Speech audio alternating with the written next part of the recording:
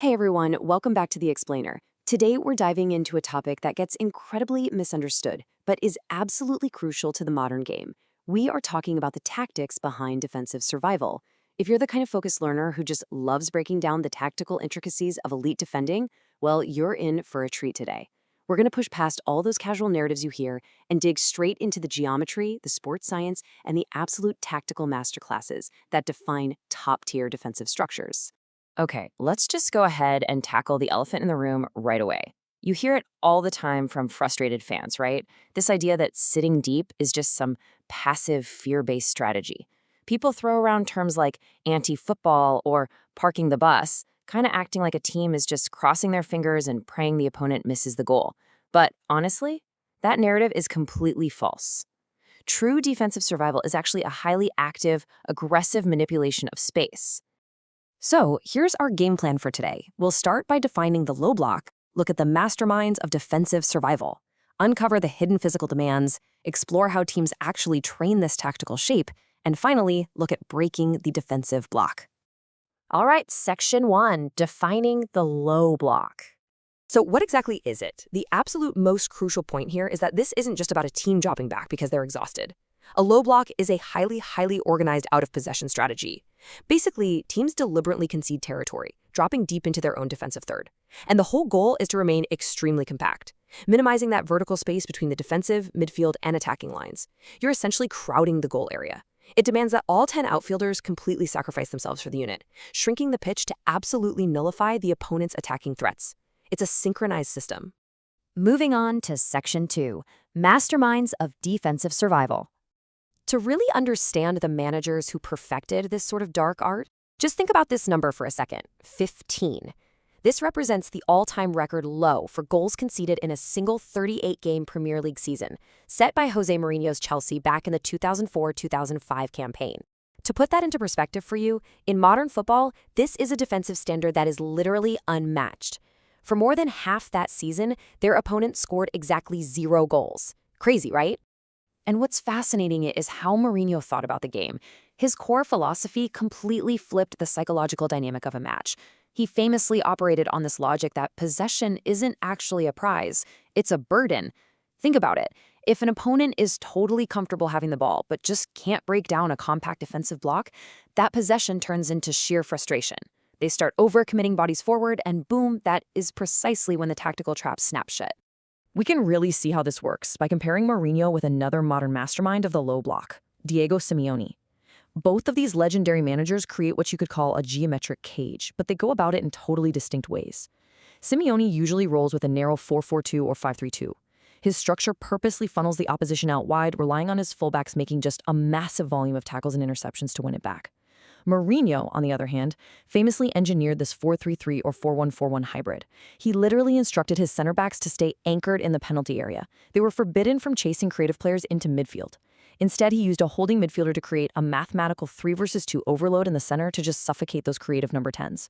When the ball went wide, his entire unit slid horizontally, basically using the touchline as an extra defender. Section 3. The hidden physical demands. Okay, let's completely shatter this myth that sitting back means resting. If we look at empirical sports science data from elite U21 players, it tells a totally different story. Just check out the total distance covered during a defensive low block. Center midfielders actually cover the highest total distance, almost 136 meters per minute. They are constantly shifting side to side to keep that block intact. Fullbacks are right behind them at about 135 meters per minute, but they're doing a massive 12.5 meters of high-speed running per minute. It really highlights how intensely these players have to work just to preserve that narrow shape. So surviving in a low block, it is an absolute physiological pressure test. It requires insane inter-team synchronization. The sports science data shows that center backs face immense joint loading, executing nearly 1 explosive deceleration every single minute just to squeeze space and react. Think about the toll that takes on a player's knees and joints over a 90-minute game. Fullbacks and center backs are constantly having to perform these explosive, high-speed recovery runs to cover passes slipped in behind. All of this results in significantly increased muscle damage and a way higher risk of injury, precisely during these highly mechanical defensive phases. It literally drains the legs right out from under them. All right, Section 4, training the tactical shape. So how do teams actually learn to move like one unified organism? Well, it starts on the training ground with highly specific 1v1 drills. They focus on a core sub-principle, applying direct pressure on the ball while totally cutting off the inside of the pitch. The defender's angle of approach is designed specifically to force the attacker out wide, completely away from those dangerous central zones. They practice this side run and pivot technique over and over, ensuring the whole unit stays narrow while dictating exactly where the opponent is allowed to play. And you really have to visualize this spatial cage they're creating. You've got the back four with the number 6 positioned super tightly right in front of them. These defenders are drilled so that the absolute split second the ball is played backward by the opposition, the entire defensive line steps up together. They are creating this claustrophobic environment, maintaining absolute compactness and perfectly reading when to hand over pressure if an overlapping run comes in. That level of synchronization, yeah, it definitely doesn't happen by accident. It takes hours of meticulous, grueling drilling. Which brings us to Section 5, breaking the defensive block.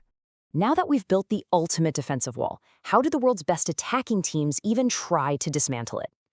To break a low block, it is almost never about one single magic pass. It's a cumulative process, stacking advantages.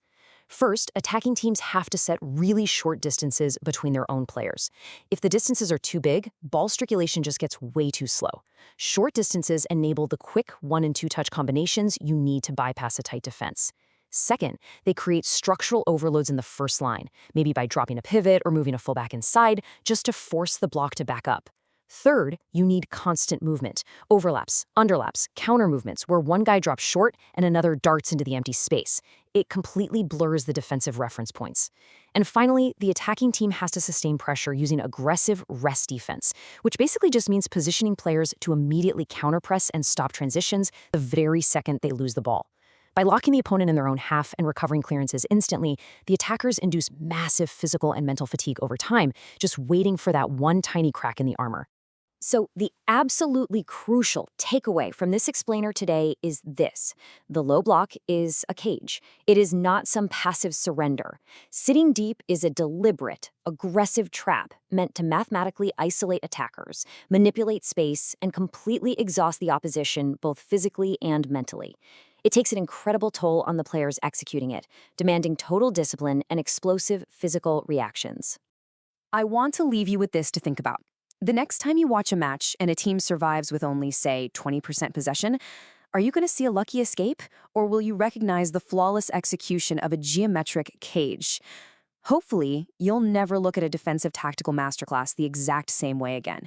Thanks so much for joining me on this deep dive, and keep your eyes peeled for those tactical nuances on the pitch.